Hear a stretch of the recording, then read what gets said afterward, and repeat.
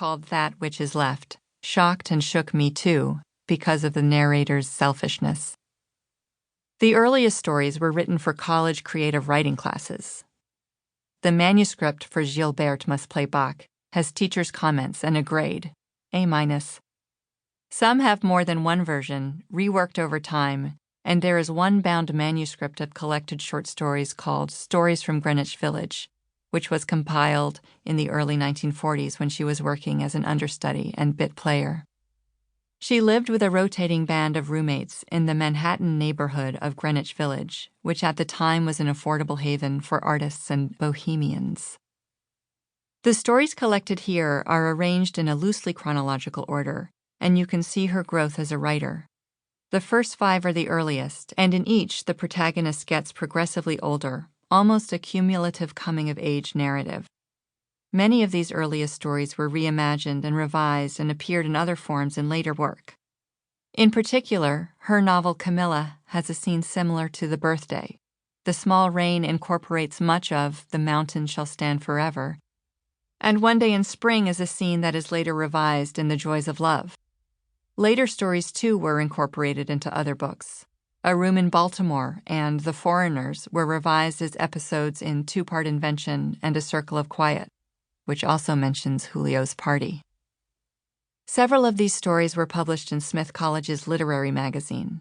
Summer Camp was published in New Threshold, a national journal of students' opinion, and it was that story that caught the attention of an editor at the publishing house Vanguard, who wrote to Madeleine and asked her if she was working on a novel. She wasn't, but she quickly got to work on The Small Rain. Please Wear Your Rubbers was published in Mademoiselle, and Madame Or in The Dude, the magazine devoted to pleasure. Poor Little Saturday, a story that combines Southern Gothic and fantasy, has been anthologized a number of times. Some stories have multiple drafts, and those collected here are from the most complete and finished versions. A great deal in these stories is autobiographical, especially in those that carefully observe an intense emotional crisis. One doesn't have to be familiar with Madeleine's biography to enjoy them, but it does add a layer of interest and understanding to know that her childhood was marked by loneliness, that her adolescence was spent in the South, that she was an actress and a published writer before she was married, and that her early years of motherhood were also years that she described as being a decade of intellectual isolation and professional rejection. The most surprising story to me is Prelude to the First Night Alone, which I understood only after learning more about her friendship with Marie Denay while my sister Lena Roy and I were doing research for our middle grade biography, Becoming Madeleine. Marie was Madeleine's best friend in college, and together they moved to New York City to pursue theater careers. The friendship frayed as their circle enlarged, and they had different opportunities and rewards.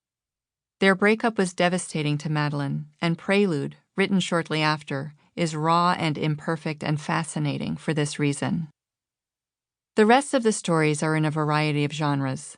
There's satire, horror, and science fiction, as well as realism and the careful observation of human interaction and moments of change or renewal.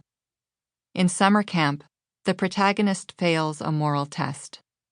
That Which Is Left has an unreliable narrator. In Madame Or and Julio at the Party, there are subtle adult sexual themes. The Foreign Agent has a protagonist who struggles against a controlling writer-mother, and Poor Little Saturday and The Fact of the Matter have elements of fantasy and horror that highlight Madeleine's skills at pacing and suspense. In some ways, only a tiny handful are what may be considered vintage L'Engle, or the kind of story a knowledgeable reader might expect from her. One in which challenges are overcome and growing pains are real, but so too is the promise of joy and laughter.